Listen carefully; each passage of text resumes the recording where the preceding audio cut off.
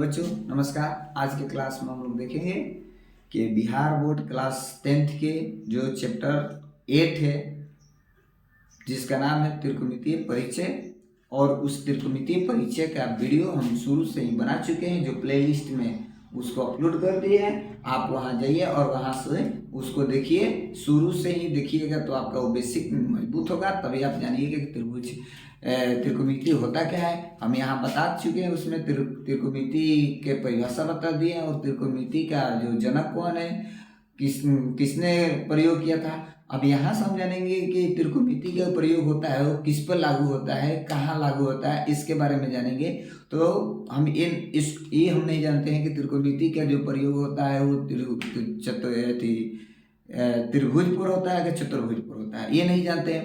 तो आइए हम लोग देखते हैं। तो हम जानते हैं कि त्रिभुज का प्रयोग किस पर होता है, त्रिकोणमिति का प्रयोग किस पर होता है, तो त्रिभुज पर होता है। तो देखिए त्रिभुज पर लागू होता है, तो सबसे पहले हम जानेंगे ना कि जिसके बारे में हम जान रहे हैं तो उसके बारे में पहले हम पूरा गहराई से जानेंगे कि वो है क्या क्या नहीं है, तब हम बड़े से अध्ययन करेंगे।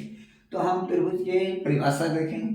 तो तीन रेखाखंडों से घिरी हुई बंद आकृति को त्रिभुज कहते हैं। तीन रेखाखंडों से घिरी हुई बंद आकृति को क्या बोलते हैं, त्रिभुज कहते हैं। जैसे इसको त्रिभुज कहेंगे, ये क्योंकि बंद आकृति है, और ये इसको त्रिभुज नहीं कहेंगे, क्यों? क्योंकि ये खुला आकृति है। इसको त्रिभुज नहीं कहेंगे और इसको त्रिभुज कहेंगे।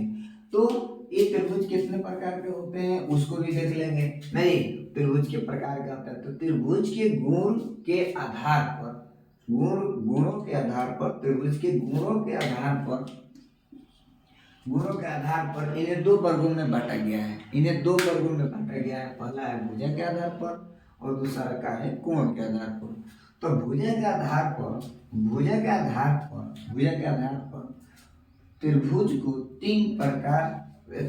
के तीन प्रकार होते हैं। त्रिभुज के कितने प्रकार होते हैं? तीन। पहला समबाहु त्रिभुज, समद्विबाहु त्रिभुज और विषमबाहु त्रिभुज।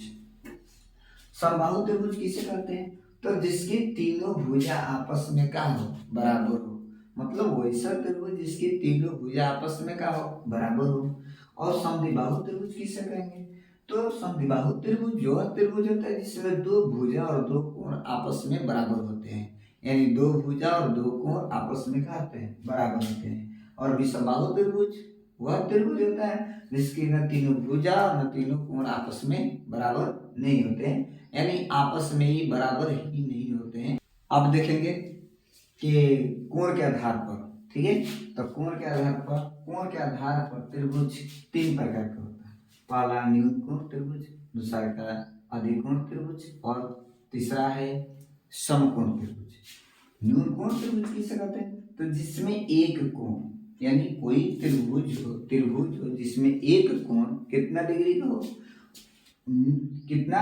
तो 0 और 90 के बीच में हो, यानी उसका एक कोण जो होगा वो 0 और 1 के बीच में के कोण जो होगा उसी को न्यून कोण कहेंगे। जैसे 50 डिग्री, 60 डिग्री, 70 डिग्री, ये सब क्या है? ये सब मान लो 20 डिग्री, ये सब क्या है? ये सब न्यून कोण है। न्यून कोण त्रिभुज क्या है?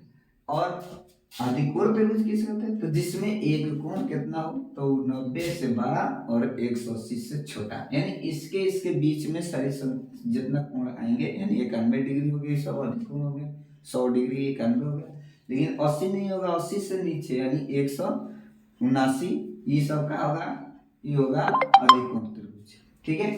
और समकोण त्रिभुज किसे कहते हैं? तो समकोण त्रिभुज जिसमें एक कोण 90 डिग्री का हो उसे समकोण त्रिभुज कहते हैं। यानी जो त्रिकोणमिति जो है सारे त्रिभुजों को छोड़कर इसी त्रिभुज पर, यानी समकोण त्रिभुज पर ही लागू होता है, किसी अन्य त्रिभुज पर लागू नहीं होता है। या कोई भी त्रिभुज हो, समबाहु त्रिभुज हो, समद्विबाहु त्रिभुज हो, न्यूनकोण त्रिभुज हो, अधिकोण त्रिभुज हो, उसमें जब तक ले एक कोण 90 डिग्री के नहीं होगा तब उस पर हम त्रिकोणमिति का प्रयोग नहीं कर सकते, और त्रिकोणमिति का प्रयोग नहीं करेगा।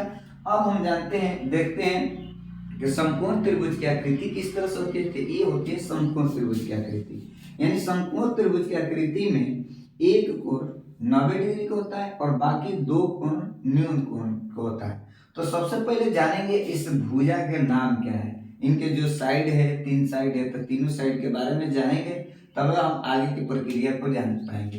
तो समकोण त्रिभुज के जो यानी जहां पर 90 डिग्री बना है, इसके सामने वाला भुजा जो होता है वो कर्ण होता है। क्या होता है? कर्ण होता है। और इंग्लिश में इसको हाइपोटेनियस बोलते हैं, इसे एच से सूचित किया जाता है। और जो नीचे वाला जो पार्ट है इसे बोलते हैं आधार, इसे आधार बोलते हैं, इंग्लिश में इसको बेस बोलते हैं, इसे बीच से सूचित किया जाता है। और जो ई हिस्सा है ऊपर वाला, इसको लंब बोलते हैं, और इसको इंग्लिश में परपेंडिकुलर बोलते हैं, और इसे पी से सूचित किया जाता है।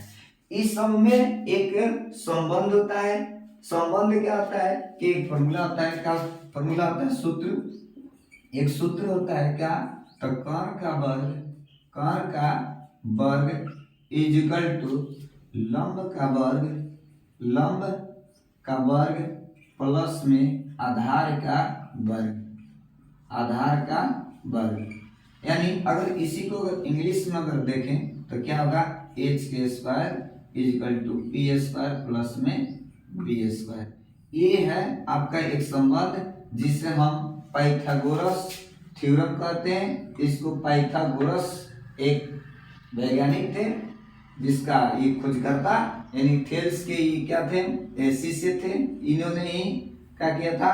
पाइथागोरस जो था वही सिद्ध किए थे। जो समकोण त्रिभुज पर आपको ये त्रिभुज पर मिलेगा, त्रिभुज में एक सीखने को मिलेगा कि थेल्स पाइथागोरस के सिद्ध कीजिए, बिहार बोर्ड में कई बार पूछता है, उसको भी हम बताएंगे आपको।